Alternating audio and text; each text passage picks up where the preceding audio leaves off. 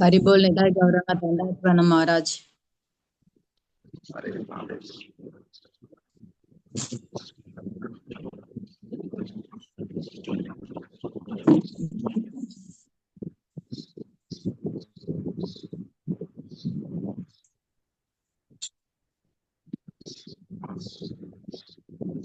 परिबोल दंडात प्रणाम महाराज। हरे कृष्णा। அடுத்து உபதேசாமிர்தம் 9வது பதத்துல எப்படி முன்னாடி வந்து பார்த்தோம், பற்று வந்து வளர்ந்து அப்படி காமமாகி அப்படி ஒன்னா மாறிக்கிட்டே போகுது. அப்புறம் நினைவிழப்பு உண்டாகுது. வரிசையா அதெல்லாம் மேற்கோளா பார்த்தோம். இன்னைக்கு வந்து எப்படி அந்த ரச பாவனையில அன்பு காட்டுறோமே, அந்த அன்புல எந்த ஸ்தலம் வந்து வசதி அப்படிங்கிறத சொல்ற. முதல்ல வைகுண்டா ஜனிதோ வரா. வைகுண்டம் வந்து ரொம்ப உயர்ந்தது. வைகுண்டத்துக்கு தான் வாழ்க்கையில குறிக்கோள் அப்படிங்கிறது சொல்லப்பட்டு. அடுத்து வரா மதுபுரி சத்ராபி. மதுபுரி அதை விட மதுரா வந்து கண்ணன் ஜனித்ததுனால ஜனித்தோ வரா மதுபுரி அப்படின்றது. அங்க ஜனனம் பண்ணி லீலையை ஆரம்பிக்கிறார். ஜனன லீலையை செய்தார். அதனால மதுராபுரி வைகுண்டத்தோட வசதி. வைகுண்டத்துல பகவான் இருக்கிறார். ஆனா இந்த லீலைகள் பண்றதுக்கு அவரு மதுராவை தேர்ந்தெடுத்தார். மதுராபுரி வசதி. சத்ராபி அதை விட ராச உற்சவா பிருந்தாரண்யம் அதோட வசதி பிருந்தாவன காடுகள். ஏன்னா அங்கதான் கோபியர்களோட பௌர்ணமி தோறும் நடனம் நடந்தது. ராச நடனம், ராச உற்சவம்னு பேர். இந்த ராச உற்சவம் நடந்ததுனால பிருந்தாவன அது வந்து இன்னும் வசதி. உதாரபாணின்னா கிருஷ்ணனை குறிக்கும். அதாவது ஒரு இடத்த வந்து விளங்க செய்தவர் அப்படின்னா, தாயை குடல் விளக்கம் செய்த தாமோதரன் அப்படிங்கிறோம்ல, அது மாதிரி பிருந்தாவனத்தை வந்து விளங்க செய்தார் உதாரபாணி. அந்த ஒரு நபர் யார் ஒருத்தர் அப்படின்னு சொல்ற மாதிரி அர்த்தம். அலகாபாத், நிஜாமாபாத், ஹைதராபாத். அந்த பாத்துங்கிறது நிறுவப்படுறது. ஹைதர் நிறுவனா, அல்லா நிறுவனா, இப்படி அந்த நிஜாமாபாத் அந்த பேரை வச்சு வைக்கிற மாதிரி இங்க வந்து உதாரபாணி கண்ணனால அந்த பிருந்தாவனம் வந்து பிரசித்தியாகும். சத்ராபி அதை விட கோவர்தனாத் அதை சொல்றாரு. கோவர்தனம் வந்து ஏன் வசதினா, அங்க ராசலீலா நடந்தது. ஆனா கோவர்தனாவில அத்தனை பேரையும் இவங்க ஒரு வாரம் கூட வச்சு அவங்களோட இருந்தார். எப்பவுமே தோழர்களோட கட்டி பிடிச்சி உருண்டு விளையாண்ட ஸ்தலம் கோவர்தன அடிவாரம். ரமணரேத்தி அங்க இருக்கு, பிரம்மாண்ட காட்டு அங்க இருக்கு, கோகுலமா எல்லாம் அங்கங்க பக்கத்துல இருக்கு. இதெல்லாம் வந்து விளையாட்டு லீலைகள் நடந்ததுனால இது இன்னும் வந்து சிறப்பானதா இருக்கு அப்படிங்கிறாரு சத்ராபி கோவர்தனம். அடுத்து ராதா குண்டம் இக அபி. இதுகள்ல எல்லாத்தோட கோகுலம் சிறப்பு தான். இதுகளை விட ராதா குண்டம் அப்படிங்கிறது பிரேமையால உண்டான ஒரு குளம். பிரேமைய வெளிப்படுத்த ராதாராணி வளையல வச்சே பூமியை தோண்டும் போது உண்டான குளம் ராதா குண்டம். அந்த குளம் வந்து இருக்கிறதுலே நம்பர் 1 அப்படிங்கிறார். மிகாபி கோகுலபதை. கோகுலபதைனா நாயகன், கோகுலத்தின் நாயகனான அந்த நாயகன் வந்து ராதா குண்டத்துல ராதையோட கூடல் செய்து சின்ன 5 வயசுல சின்ன பிள்ளைகள்ல எல்லாம் சண்டை போட்டு போட்டி போட்டு அந்த குளத்தை உருவாக்குனாங்க. ராதா குண்டம் இன்னும் வசதி அப்படிங்கிறார். அடுத்து பிரேமாமிர்தம். பிரேமாமிர்த ராமநாத். அதாவது அங்க வந்து பிரேமம் வந்து கொட்டி, பிரேமதான் குளமாட்டம் கொட்டி இருக்குது.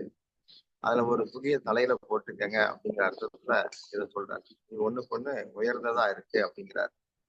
அடுத்து புத்தியாத் அஸ்ய ரஜதோ கிரீதடே சேவா விவேகினாக. இதெல்லாம் தெரிஞ்ச பிறகு ஒரு புத்திசாலி இதெல்லாம் புறக்கணிப்பானா அப்படின்னு கேட்கிறார் ரூபகர். ஒரு அறிவாளி இதெல்லாம் தெரிஞ்சுக்கிட்டானா, இதெல்லாம் புரிஞ்சுக்கிட்டானா அவன் எப்படி இதை புறக்கணிக்க முடியும்? அவனுக்கு விவேகம் இடம் தராது அப்படிங்கிற அர்த்தத்துல அந்த கோவர்த்தன அடிவாரத்துல இருக்கிற கிரிதடையன கடை தடையன கடை. அப்போ அந்த கோவர்த்தன கரையில பக்கத்துல இருக்கிற அந்த ராதா குண்டத்துல சேவை பண்றதுக்கு யாரு மறுப்பா? அவனுக்கு அறிவுள்ள எவன் தான் மறுக்க முடியும் அப்படிங்கிற அர்த்தத்துல அதை கேட்கிறார். இப்படி ஒண்ணுக்கு உயர்ந்ததாக அங்க வர்ணிக்கிறார். நேற்று இந்த மோகம் பற்றி பார்த்தோம். மோகம்ங்கிறது அதாவது காமத்தோட மோகம் ரொம்ப மோசமானது அப்படின்னு பார்த்தோம். எப்படி காமம்ங்கிறது ஒரு சுடுதண்ணி மாதிரிதான், மோகம்ங்கிறது ஆவியா போனது. அந்த சுடுதண்ணி ஆவியா போனது. அப்போ அந்த கொல்லிய உருவிட்டா சுடுதண்ணி நியூட்ரல் ஆயிரும். ஆனா மோகம் அப்படி இல்லை, அதை ஒண்ணும் பண்ண முடியாது. அது ஓட வச்சுக்கிட்டே இருக்கும் ஒருத்தரை, அங்க போறதுங்க அப்படி பைத்தியம் ஆயிரும். சில பேர் ஒருத்தர் விரும்பும் போது மோகிச்சு போயிடுறாங்க. அப்போ உனக்காக நான் உயிரை கூட விடுவேன் அப்படிம்பாங்க. அர்ஜுனன் சொல்லலையா, அதுக்கு நான் பிச்சை எடுத்தே வாழ்ந்துடலாமே, இல்லாட்டி உயிரே விட்டுறலாம், அது எவ்வளவு பெரிய கேவலம் அப்படின்னு நினைக்கிறான். உயிரோட அபிமானம் பெருசா இருக்கு, அதை இதுல கவனிக்கணும். இங்க என்னன்னா மோகம் பெருசா இருக்கு. உயிர் கூட அவசியம் இல்லை, எனக்கு மோகம் தான் முக்கியங்கிற மாதிரி பல பேர் அந்த மோகிச்சு போய் எந்த பொருளுக்கு அடிமையா இருக்கிறாங்களோ அந்த பொருள்ல அவங்க அப்படியே அதிலே மோகிச்சு போய் கிடக்குறாங்க. எனக்கு நீதான் உயிர் அப்படிங்கிறது. நான் சில பேர் அப்படிலாம் ஒரு வார்த்தையை நான் கேட்க நேரத்தான் நான் உயிரோட இருக்க மாட்டேன் அப்படிப்பாங்க. என்ன அர்த்தம்னா உயிரோட அந்த வார்த்தை அவங்களுக்கு அப்படி பெருசா படும். வார்த்தை உடலுக்கு தான், ஆத்மாவும் கிடையாது. ஒருத்தர் நம்மளை பார்த்து கை தட்டுறாரு, சிரிக்கிறார், கேலி பண்றாரு, எல்லாமே இந்த பாடிலி கான்செப்ட், உடம்புக்கு தான், ஆத்மாவும் கிடையாது. எப்படி லக்ஷ்மணன் காட்டுல ராமபிரானோட இருக்கிற போது சீதைய ராவணன் கடத்திட்டு போறான். அப்போ லட்சுமணன் தான் காவலுக்கு வச்சாரு. ஆனா இவன் பாட்டுக்கு அந்த அந்த மாயமான் இருக்கானே, அவன் லக்ஷ்மணனை சீதை விட்டு பிரிச்சாதான் ராவணன் கடத்த முடியுங்கிறதுனால ராமனுக்கு ஆபத்து வந்த மாதிரியே ராமன் கத்துற குரல்ல லக்ஷ்மணா ஏ சீதா என்னை காப்பாத்த வாங்கிங்கிற மாதிரி அபய குரல் கொடுத்தவன் உடனே சீதா அலறிட்டாய், என்னுடைய நாயகனுக்கு ஆபத்து, உடனே போ அப்படின்னு லட்சுமணனை போக சொல்றான். இல்லை இதுல ஏதோ சதி இருக்கு, அவர் இப்படி எல்லாம் உயிருக்கு பயந்து குரல் கொடுக்க மாட்டாருன்னு அவன் எவ்வளவு சொல்லி அவன் கேட்கல. அப்பதான் இவ அண்ணன் செத்த பிறகு உங்க சூரிய வம்சத்துல அண்ணன் இறந்த பிறகு தம்பி அவளை கல்யாணம் பண்றது உண்டா, அந்த மாதிரி அர்த்தத்துல நிக்கிறியான்னு சொல்லி வம்சத்தையே அவமானப்படுத்தி பேசினான். அவன் ரெண்டு காதையும் பொறுக்கிட்டு அந்த இடத்த விட்டு போறான். அப்போ ராமபிரான்க இருந்து திருப்பி வாராரு. வேகமா வரும்போது லக்ஷ்மணன் பார்த்ததும், பாவி நான் நினைச்சது சரியா போச்சு, சீதைக்கு ஆபத்து, ஒண்ணு அவள்கிட்ட இருந்து பிடிக்குங்கிறதுக்காக தான் அந்த மான் அப்படி கத்தி இருக்குது, அவளுக்கு என்ன ஆச்சோ, ஏன் இப்படி ஓடி வந்த, உனக்கு அறிவு இல்லையான்னு திட்டுறாரு.